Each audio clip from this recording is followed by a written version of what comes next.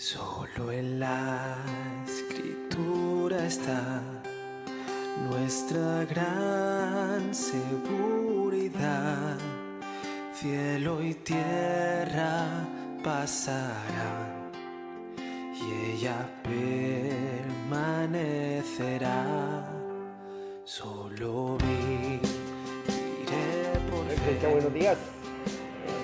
Sean todos bienvenidos a este lugar que dice la Escritura es llamado casa de oración.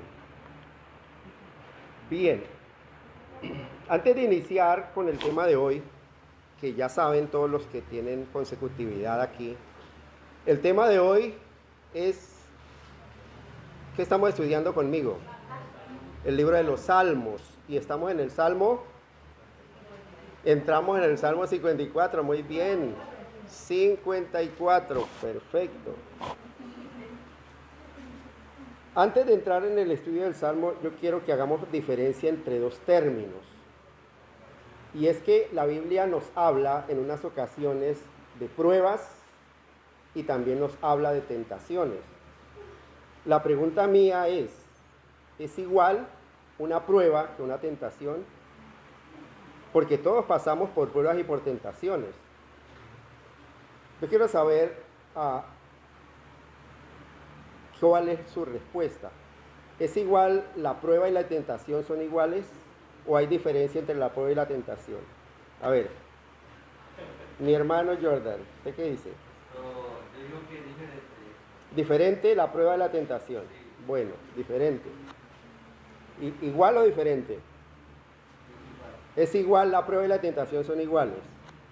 Las pruebas se dan, pero una cosa es que estén ahí y la tentación se produzca y no siempre se puede producir tentación, es diferente. ¿Son diferentes? ¿Iguales o diferentes? Diferentes. Alonso. Diferentes. Andrés. Diferentes. Marcela. Diferentes. Ignacio. ¿Son diferentes las pruebas o las tentaciones? ¿Y las tentaciones o son iguales? No son iguales. Es diferente. Jenny. No son iguales. Suegra. No son iguales. Isabel. Es diferentes. Mi tío. Son diferentes la prueba y la tentación. Marisa. Diferentes. Leonardo. Diferentes. Linda. Diferentes. Santiago. ¿Iguales o diferentes?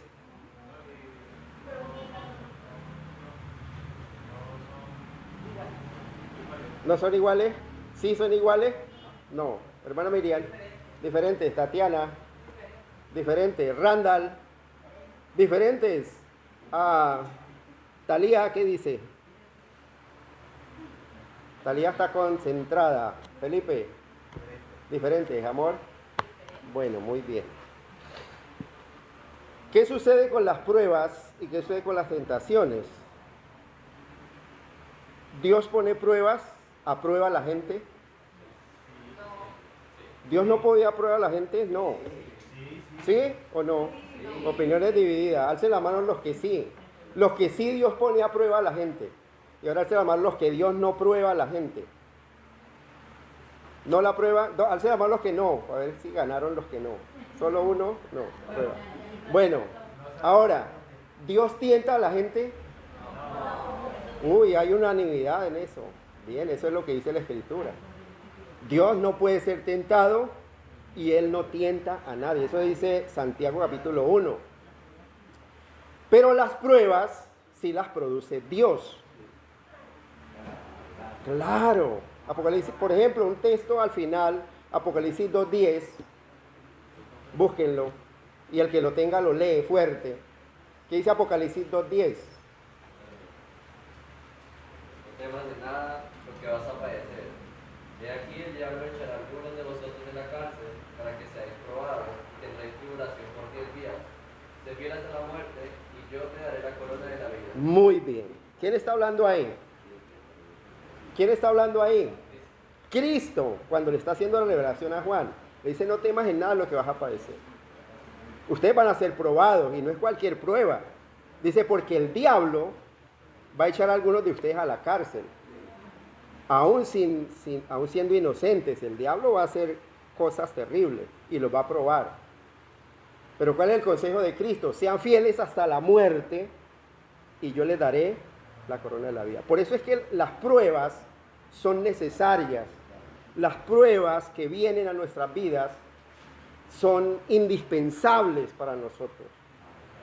Cuando nosotros vivimos la mayoría de nuestras vidas una vida cómoda, una vida que lo tenemos todo, que no hay padecimientos, que no hay nada, pues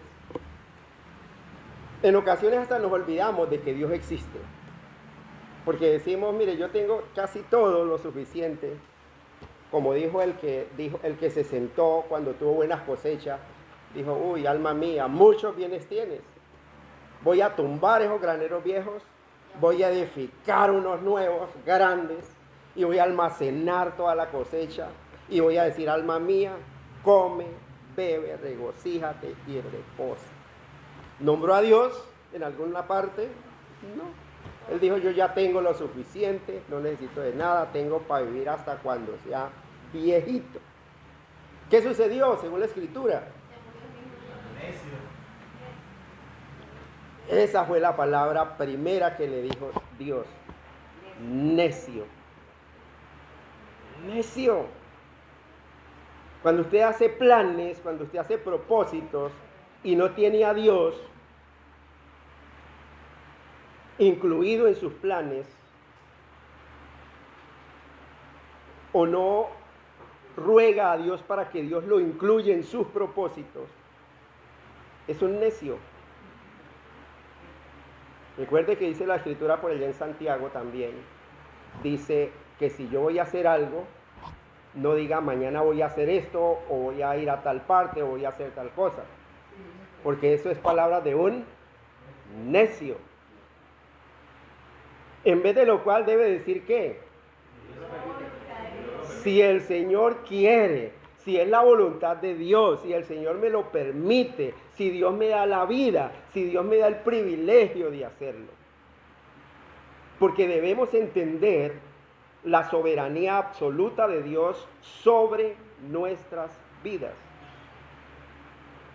Debemos entender que Dios tiene el control absoluto de nuestras vidas y de todas las situaciones que ocurren a nuestra vida. Y es necesario las pruebas. Y es necesario que Dios envíe pruebas aún difíciles de soportar. Dice, fiel es Dios que no nos dejará ser tentados. Mire lo que dice la Escritura. Él no dice que no los tentará, sino que no los dejará ser tentados más de lo que pueda resistir. Sino que juntamente, ahora sí cambia, con la prueba, da también la salida. ¿Y cuál es esa salida? ¿Cuál es esa salida? Cristo es la salida, no le dé miedo decirlo. Usted no es la salida.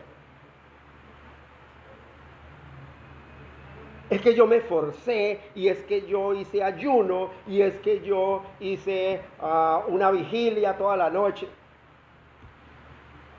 Si usted lo hizo, ¿fue por qué? Porque Dios puso en su corazón el hacerlo. No porque usted sea más bueno que los otros, porque es que Dios tiene el control. Y hoy vamos a ver en el Salmo algo que David reconoce, como siempre lo ha hecho, y es la soberanía absoluta de Dios, aún en medio de las pruebas, de las dificultades. Y él entiende que aún Dios mismo ha provocado esas pruebas. ¿Por qué? Porque es que esas pruebas son necesarias ¿para qué? Para fortalecer nuestra fe. ¿Ustedes se acuerdan cuál fue el hombre más probado de toda la historia? ¿Sí se acuerdan quién fue? ¿Quién fue? Muy bien, fue Job. Que en un principio él no entendía por qué se le venían todas esas cosas encima. Pero las palabras de Job que salían de su corazón dice, aunque él me mate, en él esperaré. Y estaba ya reducido a la inmundicia, porque aún sus amigos le tocaba que hablarle de lejos porque no se aguantaban el olor que supuraba su cuerpo, podriéndose en vida. Y Job decía, aunque él me mate, en él esperaré.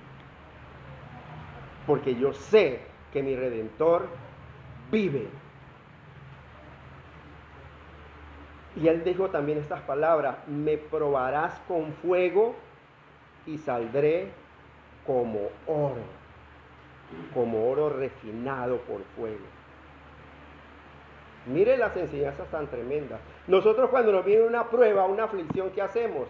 Ay, Dios se olvidó de mí. No, por el contrario, Dios se está acordando de usted. Y Dios quiere ver si de verdad su fe está puesta en Él o simplemente en las circunstancias. Y algo no nos sale bien, ay Señor, ¿usted por qué se ha olvidado de mí? Es que usted no me escucha, es que Dios como que ha cerrado las puertas sobre mí, sobre mi casa, que todo me sale mal, mire esto, mire lo otro. Y es una continua queja contra Dios, porque le echamos la culpa a Dios. Y no entendemos que Dios en su gran misericordia se está acordando de nosotros, ¿para qué?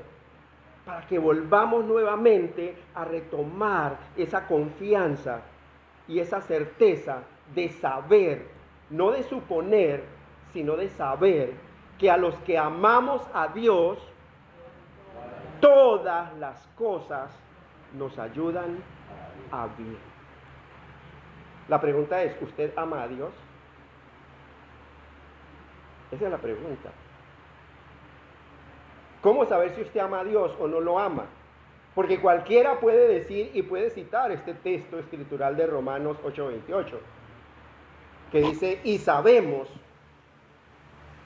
no lo sentimos, no es de sentir, es que yo siento que Dios como que se ha alejado de mí. Es como que yo pienso, no es que usted piense o que sienta, porque la fe no viene por vista, la fe viene ¿por qué? Por el oír, por tener una certeza de creer en aquel que se ha manifestado a través de su palabra, que se ha manifestado a nosotros a través de su palabra.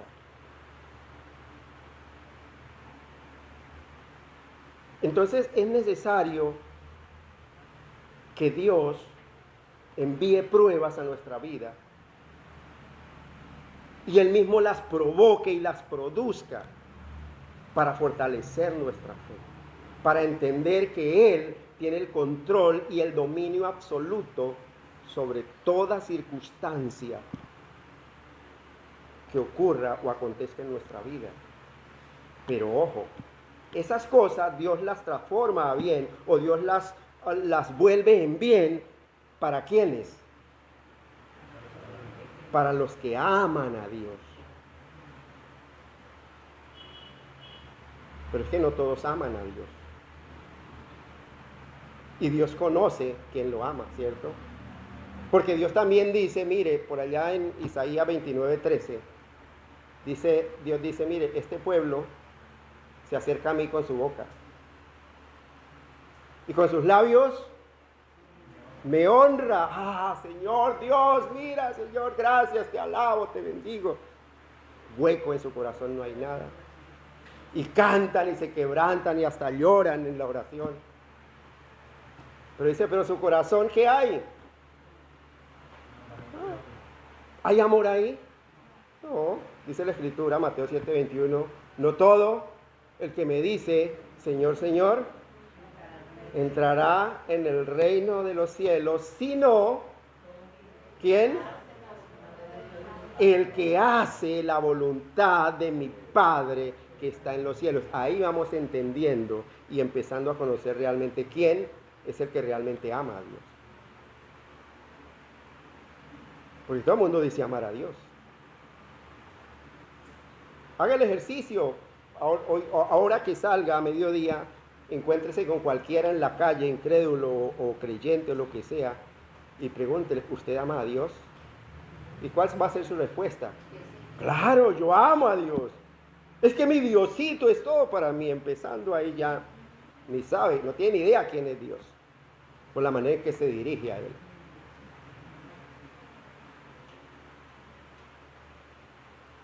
Pero Dios dice,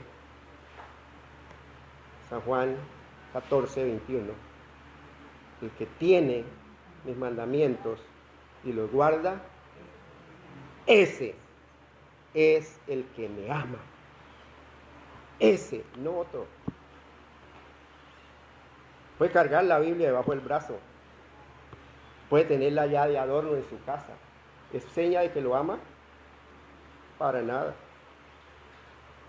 Entra a la casa de un hechicero y ¿qué ve primero ahí en el escritorio? Una Biblia, y muchas veces alumbrada con una vela. Pero tiene la Biblia.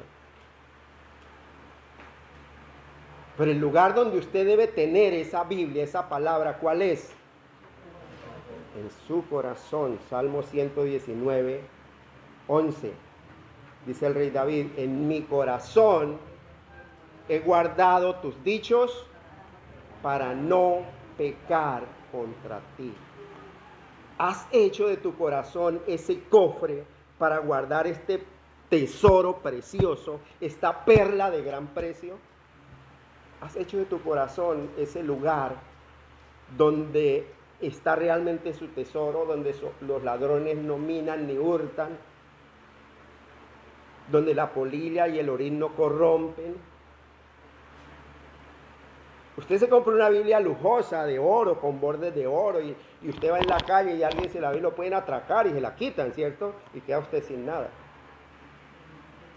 Pero si usted es un estudioso de la Escritura y usted se mete a escudriñar y quiere conocer más el carácter santo de Dios, ¿quién le puede quitar ese conocimiento? Que realmente es el amor de Dios. ¿Qué dice la Escritura? Ni la muerte, ni la vida, ni ángeles, ni principados, ni lo presente, ni lo porvenir, ni lo alto, ni lo profundo, ni ninguna otra cosa creada podrá separar del amor de Dios que es en Cristo Jesús. Aquí en su corazón, cuando usted la tiene aquí en su mente y en su corazón, nadie le puede arrebatar ese conocimiento. Nadie le puede arrebatar esa convicción que usted tiene de haber creído en ese Dios invisible, en ese Dios que usted no necesita ver ninguna representación mágica o sobrenatural para usted creer. Porque la Escritura dice siempre, porque por fe andamos, no por vista.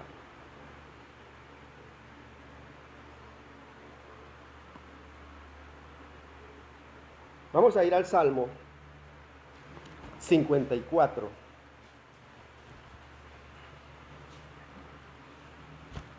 Y vamos a observar lo que le ha acontecido al salmista, que es nada más ni nada menos que el rey David.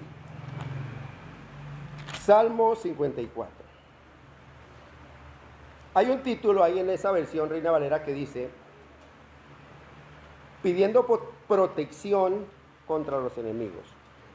Y hay una escritura anterior al Salmo, de pronto no está en todas las Biblias, pero en la Reina Valera dice lo siguiente, al músico principal en Neginot, masquil de David, cuando vinieron los cifeos y dijeron a Saúl, ¿no está David escondido en nuestra tierra? Hay algo, una introducción, y por esa introducción sabemos quién está hablando ahí, y es David, el que escribe, ¿cierto? Y por la escritura, dice al músico principal en Neginot, habla acerca de un cántico que fue entonado con un instrumento manual de cuerda. Allá en donde él estaba, él siempre cargaba su arpa también, su instrumento de cuerda para entonar esos cánticos de alabanza. Dice masquil de David, masquil, un salmo para enseñar, que nos trae una enseñanza, un salmo para nosotros aprender de estas situaciones. Y miramos nosotros el contexto donde fue escrito este salmo. Dice cuando vinieron los cifeos y dijeron a Saúl, ¿qué estaba ocurriendo? O miremos el contexto donde ocurrió esta historia. Recordemos que David estaba huyendo de Saúl, ¿cierto? Y él estaba escondido huyendo de Saúl. Y en ese momento llegan unos habitantes de Keila, de la ciudad de Keila, y a suplicarle a David diciendo, mira David, es que los filisteos están, además de que le damos tributo, quieren apoderarse de nuestros sembrados, de nuestras vides y todo eso, y entonces pues nos van a dejar morir de hambre. David huyendo, protegiendo su vida, él dice, él bien puede decir, bueno, pues ese no es mi problema. Pero, ¿qué hace David? Eso está en 1 Samuel capítulo 23, si quieren leerlo después en sus casas. David, ¿qué hace? David consulta a Dios y dice, mira Señor, que vinieron los de Keila, pero pues Señor, tú sabes que yo estoy huyendo, protegiendo mi vida. ¿Qué hago? ¿Será que voy y ayudo a los habitantes de Keila? Y le dice Dios, claro, vaya y ayude a los habitantes de Keila. Y David vuelve a orar a Dios y le dice, bueno Señor, pues tú me dices que vaya, pero tú me entregarás a los filisteos en mi mano. Si yo voy a ayudar a los habitantes de Keila, tú me entregarás a los filisteos en mi mano. Sí, yo te los voy a entregar en tu mano. Ve y ayuda y libra a Keila de la mano de los filisteos. Y va David y enfrenta con su ejército aproximadamente 600 hombres y libra a Keila, derrota a los filisteos y se queda ahí. Y oh sorpresa que alguien va a Saúl y le dice, Rey Saúl, David se está escondiendo oculto en Keila, en la ciudad de Keila. Y David se da cuenta que Saúl sabe y que va en busca de él. Y vuelve y ora a David a Saúl, a Dios, perdón. Y le dice, bueno Señor, yo acabo de librar a Keila de la mano de los filisteos. ¿Será que yo puedo quedarme aquí seguro? ¿Será que lo mínimo que esperaba David era que, claro, los habitantes de Keila lo protegieran por haberlos librado de la mano de los filisteos? Y le dice Dios, es mejor que se vaya de aquí. Y vuelve y ora a David y le dice, bueno Señor, ¿acaso los habitantes de Keila me entregarán en manos de Saúl? Y Dios le dice, sí, si usted se queda, ellos lo van a entregar en las manos de Saúl. Miremos la escena. ¿David buscó ir a pelear y a meterse en eso? No, él no quería. Él oró a Dios y ¿qué hizo Dios? Lo mandó allá. Dios lo puso a prueba ahí. ¿Qué le estaba enseñando Dios a David? El servicio a mi prójimo sin esperar nada a cambio. Solamente porque Dios lo ordena. Mire la enseñanza tan tremenda. ¿Cuántos de nosotros cuando hacemos un favor a alguien, si después de vuelta necesitamos algo y él nos lo niega, sabiendo que puede hacerlo, nosotros nos airamos y decimos, yo no le vuelvo a servir porque no es sino un desagradecido, un réprobo inmundo, se va a podrir en las llamas del infierno, etcétera, etcétera? Pero mire, Dios lo envía a salvar a un pueblo y ese pueblo, ¿cómo le paga? Lo traiciona. Es para que usted y yo tengamos en cuenta que cualquiera de nuestros amigos o familiar o lo que sea, son tan traidores como lo somos nosotros también. Pueden ser tan traidores y tan falsos como lo podemos ser nosotros mismos.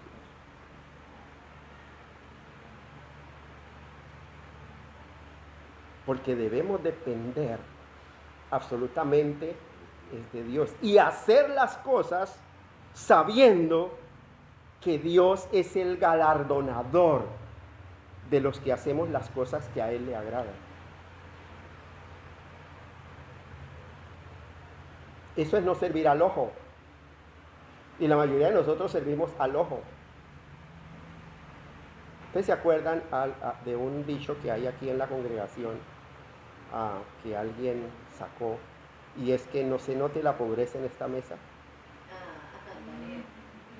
¿Cierto? Hay un personaje que es bastante generoso. Y entonces yo, como conozco a ese personaje, entonces yo a él lo invito a almorzar porque sé que me va a devolver el favor. Y yo le voy a dar un pedacito de arepa con un huevito y él me va a dar un buen banquete. Pero entonces, ¿dónde está el servicio realmente que yo hago para suplir una necesidad sin esperar nada a cambio?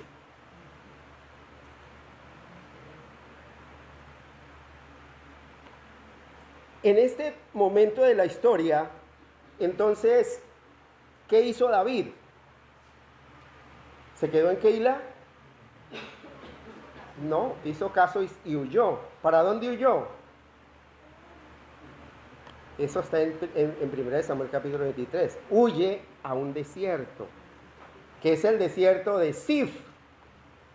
O sea, él sale de Keila de sufrir una decepción y va y se refugia en el desierto de Zif, donde habitaban los hijos de Judá, que eran los zifeos. Una parte de la familia de Judá eran los zifeos que habitaban en el desierto de Zif. Por eso habla aquí el Salmo cuando los zifeos fueron. Y él esperaba que, como era su familia, que lo acogieran y le dieran apoyo también. Pero ¿qué sucede?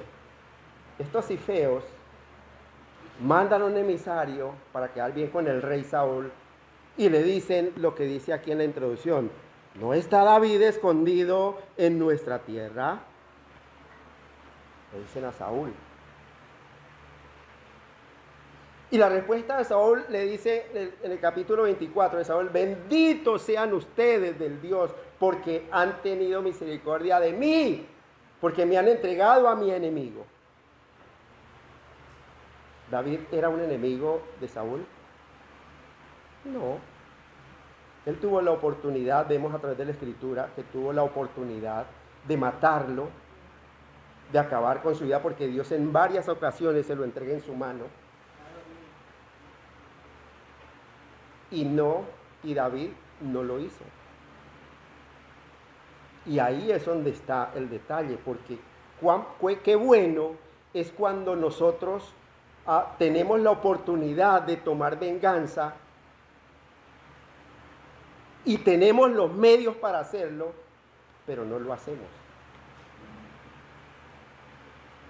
Pero cuando usted tiene el anhelo de vengarse, pero no puede, pues todo se quedó en un deseo. Pero cuando usted puede hacerlo y se le facilitan los medios para tomar venganza o represalia de alguien que ha hecho un mal contra usted, y tiene los medios para hacerlo, y usted se abstiene de hacerlo por temor al Dios Santo, ahí hay una evidencia de que realmente hay un amor y un temor hacia ese Dios que lo hizo a usted, que lo creó. Y entonces empezamos a evidenciar que realmente amamos a Dios.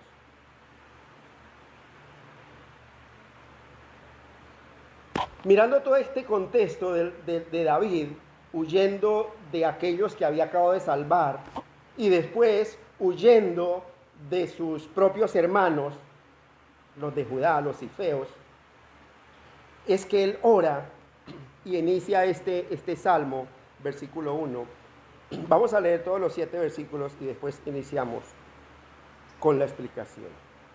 Dice: oh Dios, Salmo 54, estamos todos ahí, ¿cierto? Oh Dios, sálvame por tu nombre y con tu poder defiéndeme. Oh Dios, oye mi oración, escucha las razones de mi boca, porque extraños se han levantado contra mí y hombres violentos buscan mi vida. No han puesto a Dios delante de sí. Selah. Y aquí Dios es el que me ayuda. El Señor está con los que sostienen mi vida. Él devolverá el mal a mis enemigos, córtalos por tu verdad. Voluntariamente sacrificaré a ti, alabaré tu nombre, oh Jehová, porque es bueno, porque Él me ha librado de toda angustia y mis ojos han visto la ruina de mis enemigos. Vamos a orar. Padre, en esta mañana nos presentamos delante de ti, Señor, para que seas tú abriendo nuestra mente, nuestro corazón, para que tu palabra, Señor, penetre hasta partir el alma y el espíritu, las coyunturas y los tuétanos, y discierna nuestros pensamientos y las intenciones del corazón. Bendito Dios, permite, Padre, que no sea yo hablando con sabiduría humana, sino que tu Santo Espíritu hable a través de mí para la edificación de este tu pueblo. Te lo pedimos, buen Señor, en Cristo Jesús. Amén. Y amén. Felipe, tiene su celo ahí que me lo preste para la hora porque no tengo visión. Bien. Versículo 1 dice: oh Dios, sálvame por tu nombre y con tu poder defiéndeme. Mire cómo inicia David esa oración, ese clamor. Cómo Dios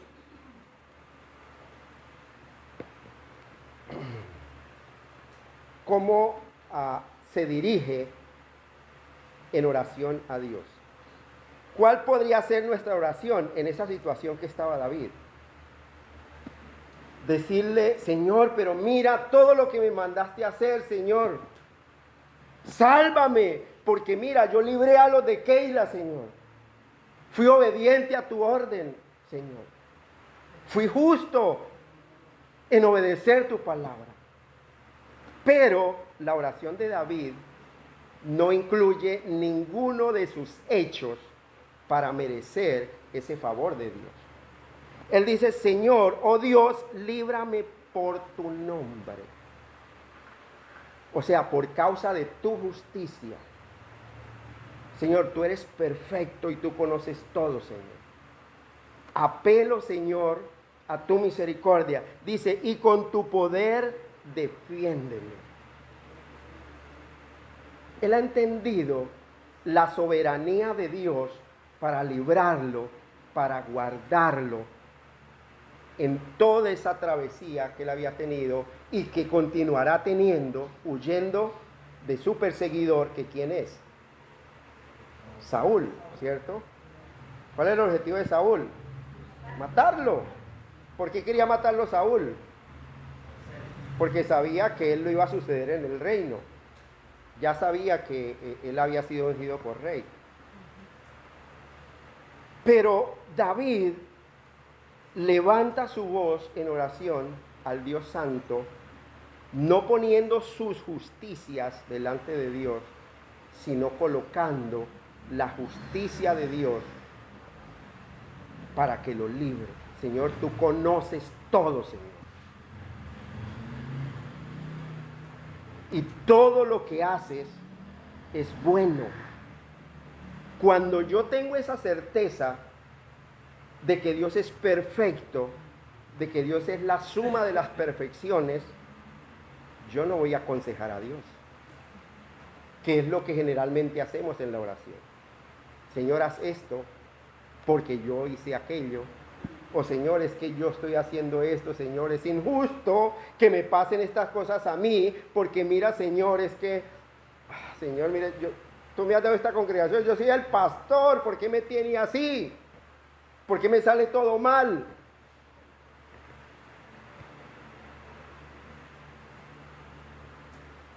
Yo recuerdo lo que dice la Escritura. Lucas 12:15, ¿se acuerdan que dice Lucas 12:15? Hijitos, guardaos de toda avaricia, porque la vida del hombre no consiste en la abundancia de los bienes que posee. Un cristiano no debe medir la bendición de Dios por su prosperidad económica. El reino de los cielos no consiste ni en bebida, ni en comida, sino ¿en qué? En justicia, paz y gozo en el Espíritu Santo. Ese es el reino de los cielos.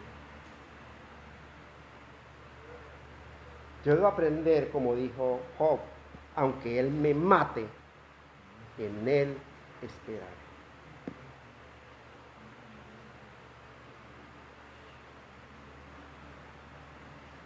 Aquí, en esta vida, en esta historia del Salmo 54 de David, vemos reflejado a la mayoría de los siervos de Cristo en Hechos de los Apóstoles.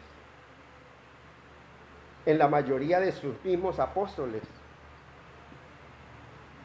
¿Cómo murieron? En la abundancia, teniendo muchas posesiones. No, murieron despreciados, desechados, humillados, pero gozosos. Y ese ejemplo lo siguieron a través de la historia los primeros 300 años, los primeros cristianos. Que cuenta la historia que morían e iban al foso, al Coliseo romano para soltarle los leones, cantando alabanzas, sabiendo que iban a ser destrozados por los leones a causa de su fe en Cristo. Otros, ¿cómo morían? Según la historia, eran calafeteados con brea y amarrados en un posta y prendidos vivos en fuego para alumbrar las calles de Roma. ¿Cómo morían? Cantando alabanzas, glorificando a Dios. Nunca se escuchaba, Señor, pero yo te serví todo el tiempo, ¿por qué? No hemos entendido lo que es la vida cristiana. Hoy el falso evangelio de la prosperidad está vendiendo un evangelio diabólico, porque lo está mandando al infierno, porque está apartando los ojos de Cristo.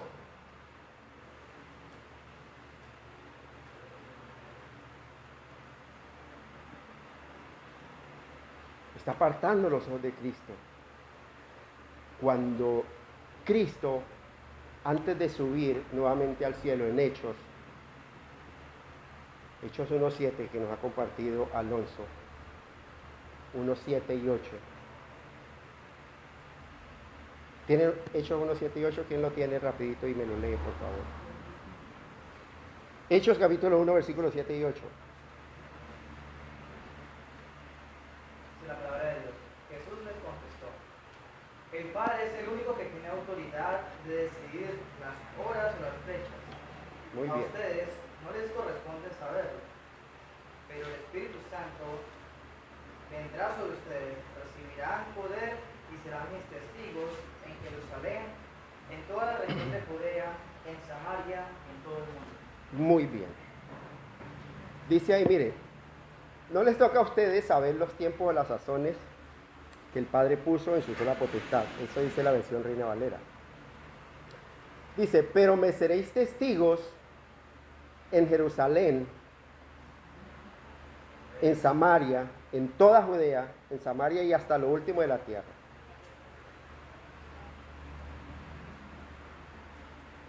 ¿Qué es un testigo? Mi pregunta es, ¿qué es un testigo? Para nosotros un testigo es alguien que da fe de algo, ¿cierto? Pero si nosotros vamos a la raíz de la palabra testigo, en el griego, viene de la palabra mártir. Y ahora sí, para ustedes, ¿qué es un mártir? Alguien que muere por algo, por una causa buena, claro. ¿Cuál fue el primer mártir de la Biblia? Del Nuevo Testamento. ¿Se acuerdan? Esteban, si no estamos estudiando aquí con Puyito. Fue el primer mártir que murió apedreado a causa del Evangelio. Vimos una queja en Esteban siendo apedreado.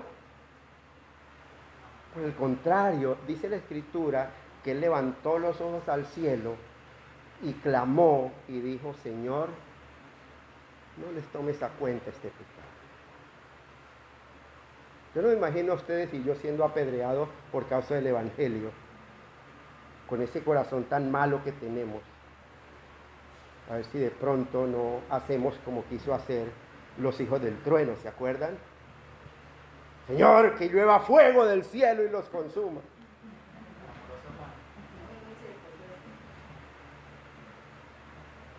Pero es que ese no es el Evangelio. Es aceptar la soberanía que Dios tiene en nuestras vidas. Él es quien gobierna nuestras vidas. Por eso Él clama diciendo: oh Dios, sálvame por tu nombre, no por lo que yo he hecho, no por mis proezas, no por mi dedicación. Señor, es que yo dedico mi vida a escudriñar la palabra. Señor, ¿por qué no me bendices?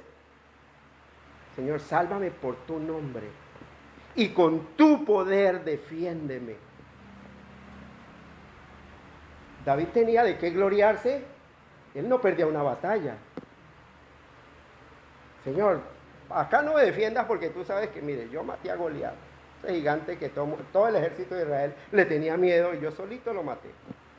¿Alguna vez vemos alguna alusión de David acerca de esa hazaña? No. Siempre Dios lo entregó en mi mano. Dios.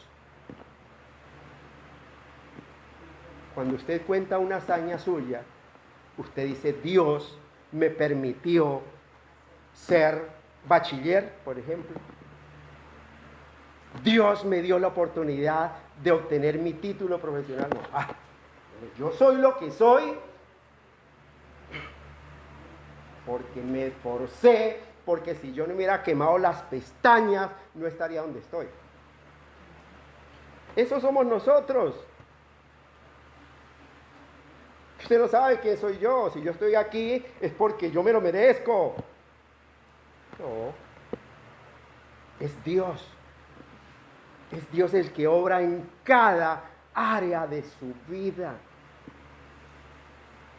Y el ser humano no entiende eso. Ni aún los que decimos ser cristianos. Porque como que nos duele darle esa gloria a Dios.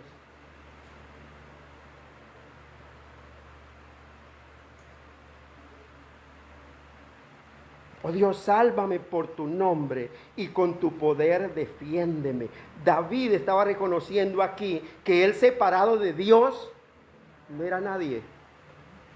No es nadie. Ustedes y yo, dice la Escritura, separados de Dios, nada podemos hacer. Necesitamos de Dios todo el tiempo.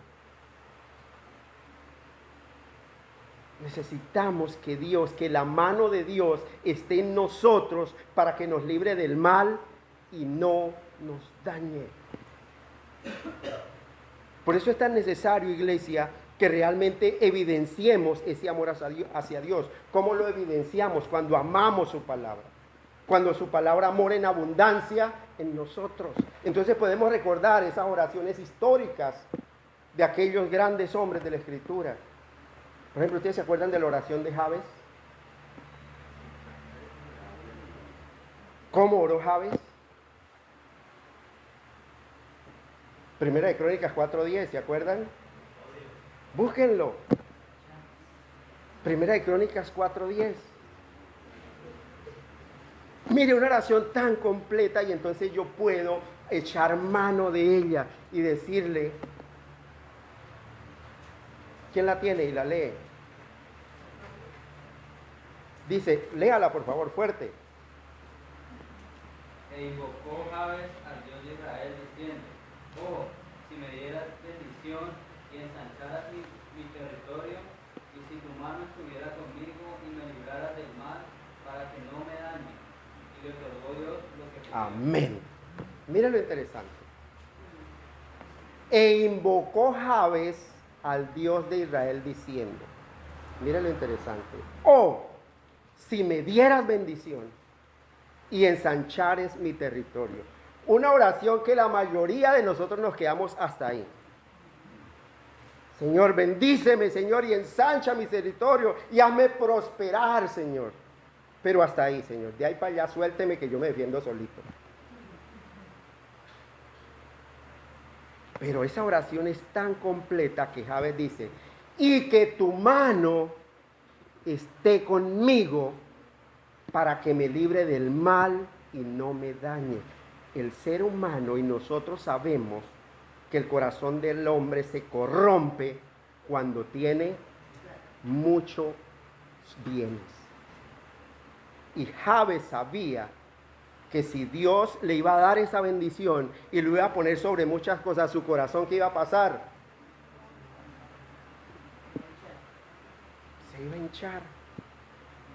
Iba a renegar de Dios, a maldecir a Dios. Por eso dice, Señor, pero para que esa bendición sea completa, necesito que no te apartes de mí, que estés ahí pendiente con tu mano, librándome del mal, para que ese mal que hay en mi corazón no me dañe.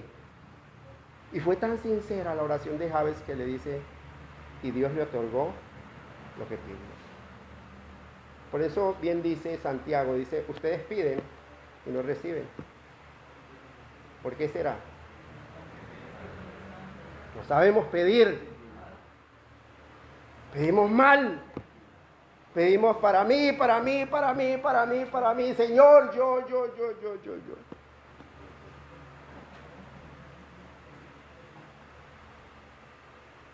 Eso somos nosotros.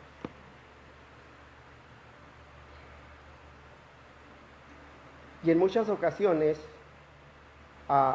somos tan perezosos para orar que tenemos un amigo que sabemos que es creyente. Jordan, ¿te puede orar por mí, Jordan?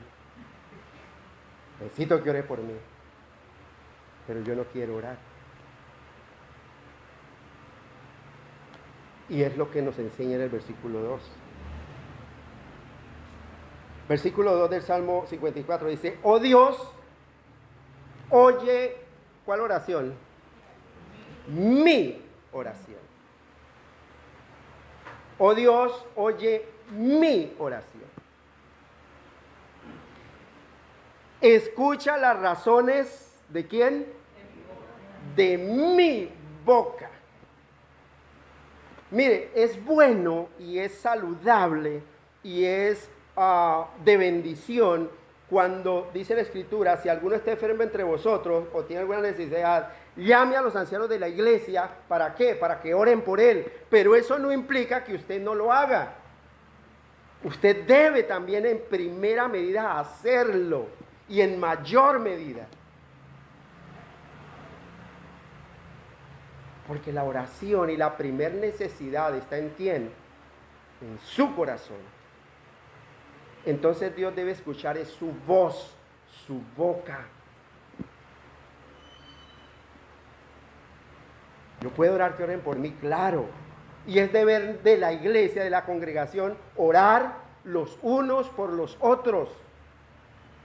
Es deber, es una obligación. Y yo doy por sentado que aquí, como somos poquitos, todos nos sabemos el nombre de cada uno y no nos gastamos más de 5 minutos nombrando a uno por uno delante de Dios.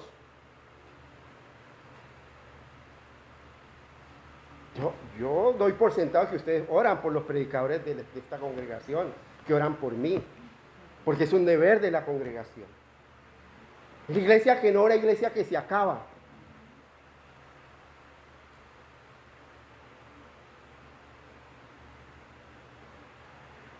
Pero algo bien importante que nos enseña el salmista es que nosotros mismos debemos doblar nuestras rodillas, abrir nuestros labios y clamar a ese Dios santo. Fue lo que hizo en el versículo 1. Oh Dios, sálvame por tu nombre. Pero también sabiendo cómo orar. ¿Y cómo sabe usted orar? ¿Cómo aprendió usted a orar? Orando. ¿Pero quién lo instruye para orar? Salmo 119, versículo 7. Ahí está el secreto. Te alabaré con rectitud de corazón cuando aprendiere tus justos juicios. Cuando usted es un estudioso de la Escritura, usted tiene de qué echar mano. Y puede hallar en su corazón esas perlas preciosas para recordarle a Dios sus promesas. Y entonces esa oración es grata al oído de Dios, porque está conforme a su palabra, porque está conforme a su voluntad.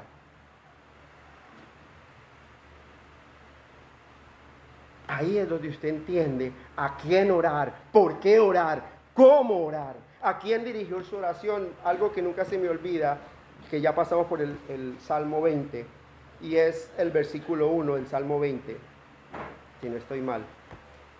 ¿Alguien lo tiene y lo lee fuerte, por favor? Salmo 21, ¿qué dice?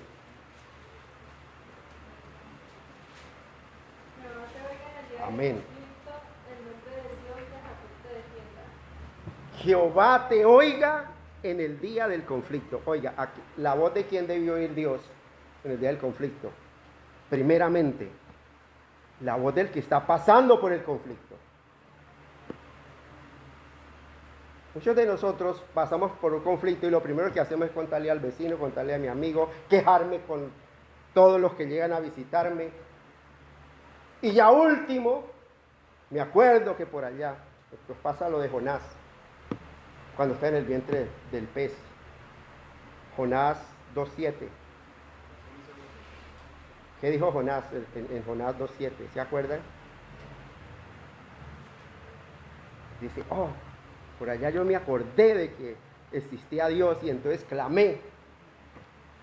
Y en la fidelidad de Dios dice, y Jehová me oyó desde tu santo templo. Muchas veces nos pasa lo de Jonás, nos olvidamos y hacemos todo lo contrario de que Dios nos manda. Y por allá como que en última nos acordamos, ya cuando no hay salida y no vemos qué posibilidad por nosotros mismos. ¿Lo tiene 2.7? Lea esa versión que dice, Jonás 2.7. 2.7 dice, al sentir que se me iba la vida, me acordé del Señor. Ahí estamos pintados todos. Y mi oración llegó a ti en tu santo templo. Amén. Ya cuando vemos que ya no hay nada más que hacer, como que por allá se nos ilumina el bombillo de decir, ay, verdad que yo como que creo en Dios. Y como que Dios ha dicho que si yo oro, pues que Él me escucha. Pero ya como que lo dejamos ya como el último salvavidas. Pero algo bonito que Dios tiene, dice la Escritura, es que Dios es fiel, es su fidelidad. Que aunque nosotros somos infieles, no fuéramos, porque no es posible o no es que haya la posibilidad de que vayamos a ser infieles, sino que somos infieles. Él siempre permanece fiel, porque Él no puede negarse a sí mismo. Mire, iglesia, en medio de las pruebas, en medio de las aflicciones, es donde realmente se conoce el carácter y la fe de un verdadero hijo de Dios. Allí en medio de la aflicción. En la abundancia no, en la abundancia todo el mundo es feliz. Aún no tengan abundancia, de que todo esté tranquilo, de que todo esté en paz y armonía, paz y amor.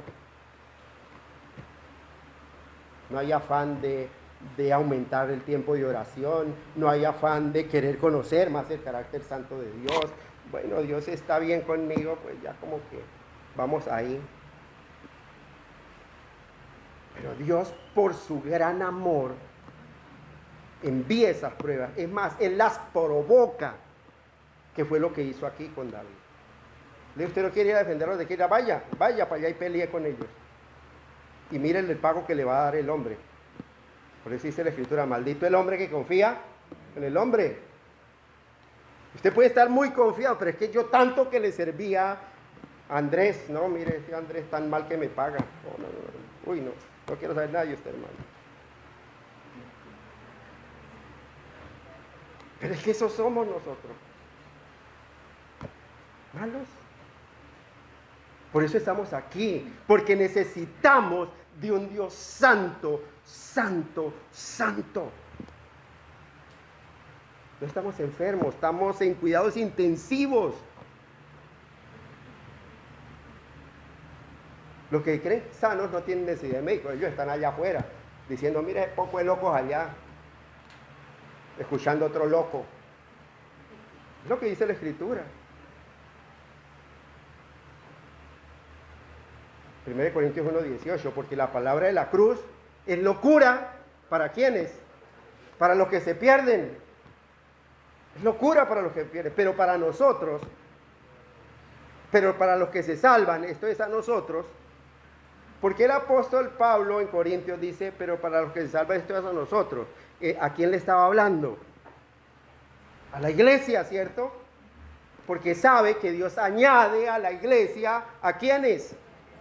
A los que han de ser salvos, por decir, a los que se salvan. Esto es a nosotros, los que estamos en la iglesia, en la congregación, los que ya hemos sido añadidos. Es poder de Dios.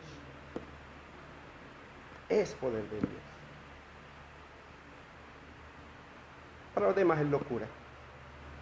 Para los demás nosotros estamos chiflados. Para los demás a nosotros nos han lavado el cerebro. Y gracias a Dios, Dios nos lo ha lavado de tanta porquería que había en nuestra mente, en nuestro cerebro, en nuestro corazón. Nos ha limpiado con su preciosa sangre.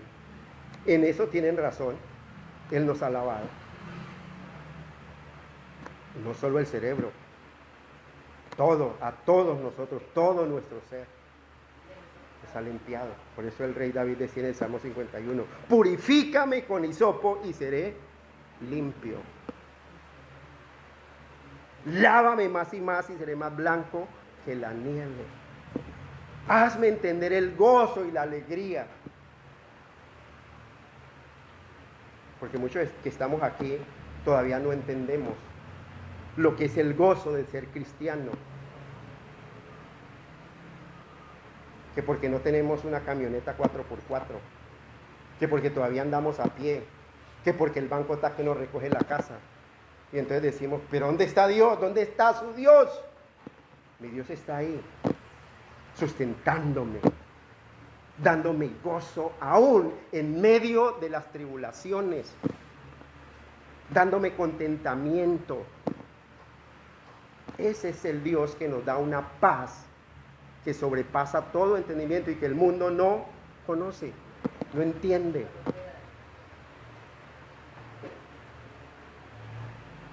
Oh Dios, oye mi oración. Mire, y cabe esta pregunta: ¿cómo está tu tiempo de oración delante de Dios? ¿Eres de los que simplemente oras en los 5 minutos que oramos aquí al inicio en la iglesia?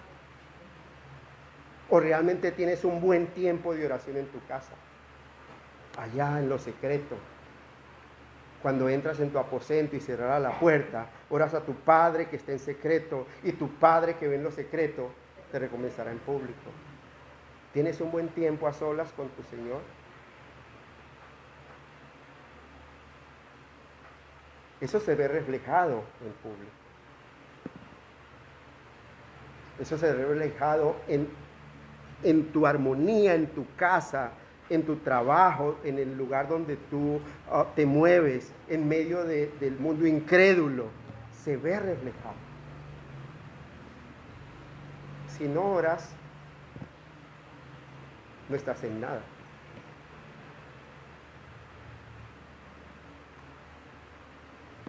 Cristo mismo le decía a sus discípulos, ¿acaso no habéis podido velar conmigo ni siquiera una hora? ¿Dedicas al menos una hora al día para orar? Aparte del tiempo que tienes y debes dedicar para escudriñar las Escrituras, para memorizar las Escrituras, para vivir las Escrituras, para enseñar las Escrituras.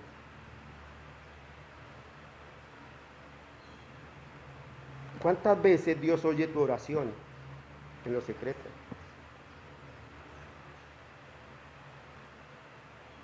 ¿Cuántas veces Dios escucha las razones de tu boca en tu necesidad, en tu angustia, en tu aflicción? ¿Cuántas veces caes de rodillas allá en lo secreto de tu casa, diciendo, Señor, ya no puedo más, no puedo solo, estoy cansado de luchar solo, Señor, necesito de ti, Padre? ¿Cuántas veces lo haces? ¿O vives esperanzado a que los demás lo hagan por ti? ¿O vives esperanzado como yo estoy en una iglesia reformada, entonces todos oran por todos y ahí yo me cobijo con la oración de los demás?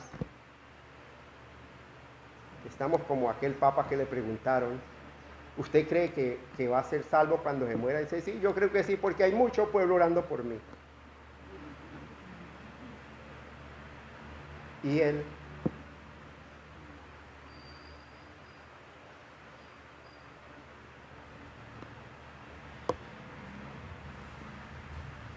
necesitamos entender la necesidad que tenemos nosotros como hijos de Dios de orar siempre y no desmayar. Orar siempre y no desmayar. Es fácil, usted hace ese propósito. Uy, yo voy a empezar a orar, yo voy a empezar a apartar un tiempo en mi casa para orar. Bueno, oro una semana, 2 semanas, un mes, 2 meses, ya dejé de orar. Pero hay una necesidad, dice Cristo. Dedicó un capítulo de un evangelio, Lucas capítulo 18, para enseñarnos una parábola acerca de la necesidad que tenemos de orar siempre y no desmayar. Por eso al final del capítulo, él entendiendo y conociendo el corazón de los seres humanos, diré, cuando yo vuelva, cuando Jesucristo vuelva, cuando el Hijo de Dios vuelva, hallará fe en la tierra.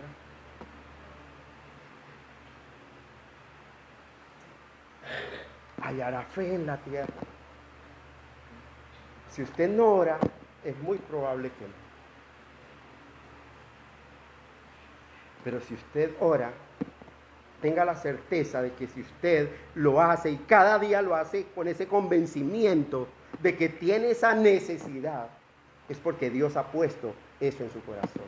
Es porque Dios ha tenido misericordia y usted forma parte de aquellos por los cuales Dios está perseverando todos los días.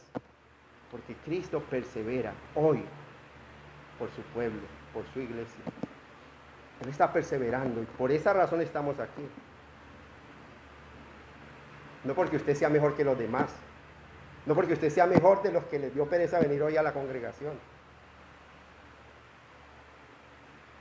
Sino porque Dios tuvo misericordia y persevera por usted. O si no, bien, nos hubieran podido quedar durmiendo. Esta mañana tan rico que hacía, ese día fresco en Neiva, que se despierta el ojo sudando, y hoy no, ese día rico para quedarse uno ahí en las cobijas. Pero no, a Dios le agradó levantarnos de esa comodidad y estar aquí en esta mañana.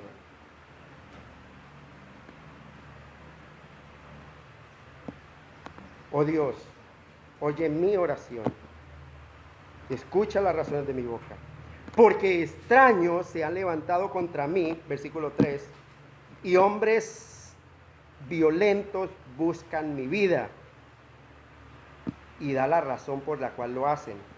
No han puesto a Dios delante de sí. Selah. Y hay una reflexión allí, y hay una pausa. Allí hay un Selah. ¿Quiénes son esos extraños de que habla David?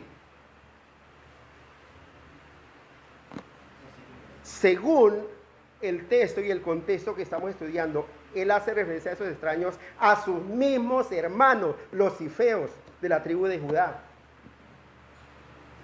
Porque prefirieron, en vez de acogerlo en su territorio, lo entregaron, quisieron entregarlo en manos de Saúl para recibir beneficios del reino. Pero ¿por qué lo hacían si eran de la misma familia y eran también supuestamente la tribu de Judá, una de las más temerosas de Dios? Pero dice la razón que da, dice, no han puesto a Dios delante de sí. Esos son los extraños que se levantaron contra él. ¿Cuáles extraños? Los de la ciudad de Keila, que los acababa de salvar de la mano de los filisteos, del yugo de los filisteos, y también quisieron entregarlo a Saúl. ¿Pero por qué razón? Dice, porque no han puesto a Dios delante de sí. A ellos no les interesaba el favor de Dios. A ellos les interesaba el favor del hombre, del rey, tener los beneficios del rey.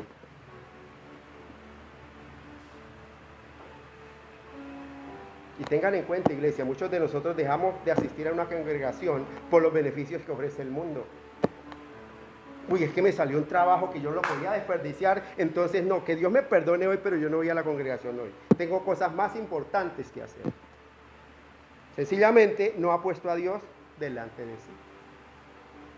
Esos son los extraños. Dice, porque extraños se han levantado contra mí y hombres violentos buscan mi vida. ¿Cuáles eran esos violentos? Saúl y su ejército. Lo estaban persiguiendo para matarlo. No estaban persiguiéndolo para darle un regaño, ni para reprenderlo, decirle, bueno, David, ¿usted por qué está queriendo quitarme el trono? Algo. No, el propósito era maten a David. Ese era el propósito. Era un objetivo militar.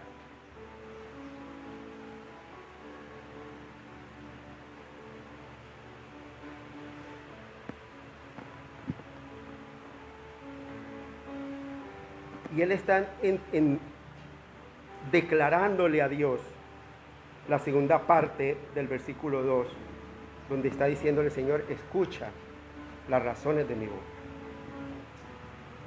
¿Y cuál es la razón? El Señor, mire, es que extraños se han levantado contra mí. Él no le dijo, mire, mi misma familia. No, son extraños. ¿Ustedes se acuerdan cuando fueron a buscar a Cristo, que estaba predicando, y le dijeron, oiga, maestro, tu madre y tus hermanos están fuera y quieren verte? ¿Cuál fue la respuesta de Cristo? ¿Quién es mi madre? ¿Y quiénes son mis hermanos? En ese momento ni su madre ni sus hermanos creían en él, dice la Escritura, o sea que eran unos extraños. Para él eran extraños. Mi madre y mis hermanos son los que escuchan y hacen la palabra de Dios. Todos estos que están aquí. Ese es mi padre, mi madre, mi hermano. Los demás, ¿qué son? Extraños. El mismo Jesucristo.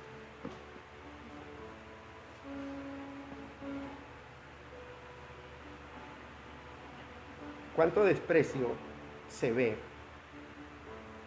en las congregaciones, aún por las cosas santas? ¿Cuánto desprecio hay en el corazón de nosotros por las cosas que identifican a un creyente? Qué bueno que nosotros podamos algún día decir, como dijo el apóstol Pablo en Romanos 1:16. ¿Se acuerdan qué dijo el apóstol Pablo? Porque no me avergüenzo del Evangelio, porque es poder de Dios para salvación, al judío primeramente y también al griego. A todo aquel que cree, gracias, al judío primeramente y también al griego. Porque en el Evangelio la justicia de Dios se revela por fe y para fe, como está escrito. Mas el justo por la fe divina. Y viene esta pregunta, iglesia, ya para terminar. Quedamos hasta el Selah.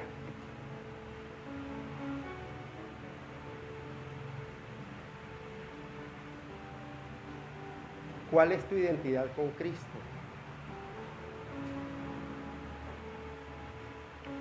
Hay muchas congregaciones que no les importa si sus fieles llevan o no llevan sus Biblias a la congregación. Y hoy hay tanta facilidad de la Escritura que dicen, mire, puede mirarlo en el celular. Y lo permiten en las congregaciones. Yo soy uno de los que soy chapado a la antigua, la Biblia. ¿Qué identifica a un creyente cuando va al culto? Que lleva su Biblia con gozo. ¿Para dónde va, hermano? Para el culto. ¿Qué identifica a un católico romano? Nadie sabe que va para la iglesia, no lleva nada. Una silla a veces lleva así. Pero la pregunta es, ¿esto me identifica como cristiano? ¿Para dónde va? Para la iglesia. ¿Y su Biblia? No, mire, es un celular. ¿Usted se avergüenza de cargar un celular? Es mi pregunta. Por el contrario, entre más lujoso, usted como que se le echa el bolsillo para que la cara y un iPhone. Oye, el pastor anda por un iPhone. Pero cuando usted va con esta Biblia en la calle, usted como que trata de que nadie se vea, busca una mochila para que nadie vea qué es lo que lleva ahí. Esta es mi identidad, de que no me avergüenzo del Evangelio.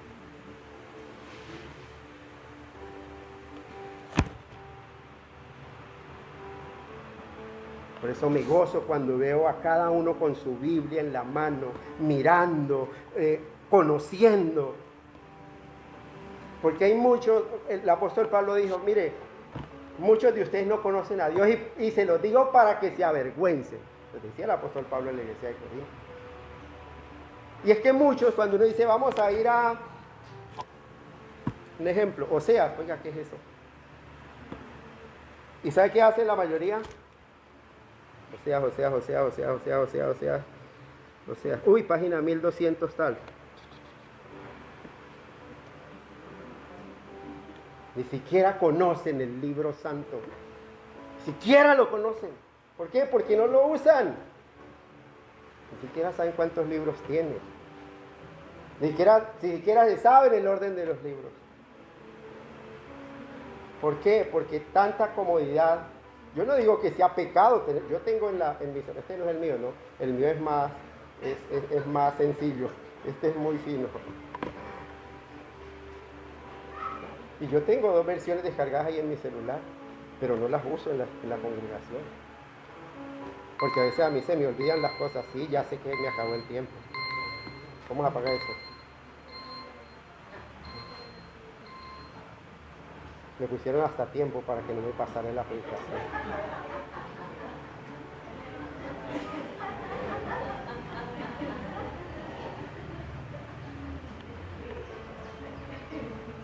Y es muy importante que usted pueda presentarse delante de Dios, como dice 2 de Timoteo 2:15, que pueda usted presentarse delante de Dios aprobado como obrero, que no tiene de qué avergonzarse y que usa bien esta palabra de verdad. No que usa bien el celular lo usa bien cualquier recién nacido, ya saben manejándolo mejor que uno. Dice que usa bien la palabra de verdad, que usted puede enseñar con autoridad, que usted puede enseñar, listo, vamos al proverbio. ¿Cuál es el proverbio? Pues el libro número 20 de la Biblia. Vamos a Malaquías. ¿Cuál es Malaquías? Pues el libro número 39 de la Biblia. ¿Qué vamos a Hechos? ¿Cuál es Hechos? Pues el libro número 45 de la Biblia. 44, sí. Gracias.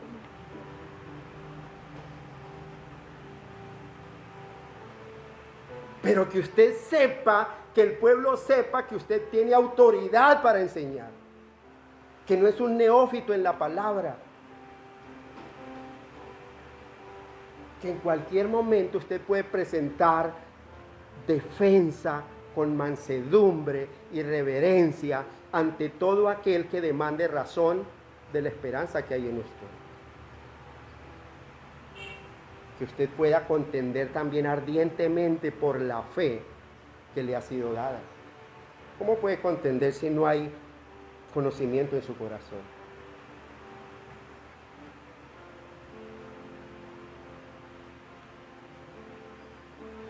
En muchas ocasiones es necesario que Dios envíe pruebas a nuestras vidas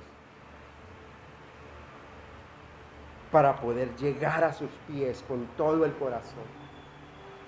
y para poder entender que separados de Él, nada podemos hacer, que necesitamos de Él todo el tiempo,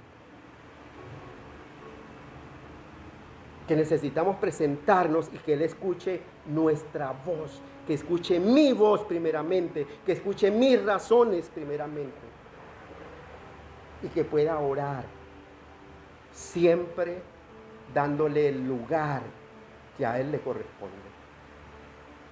No como mi siervo, Señor, haga esto o haga aquello, sino como mi Señor. Señor, si es tu voluntad,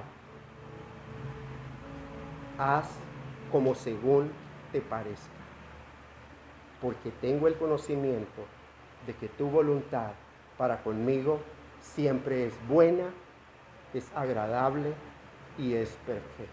Y es todo lo que yo necesito para subsistir y para sobrevivir en un mundo lleno de gente aborrecedora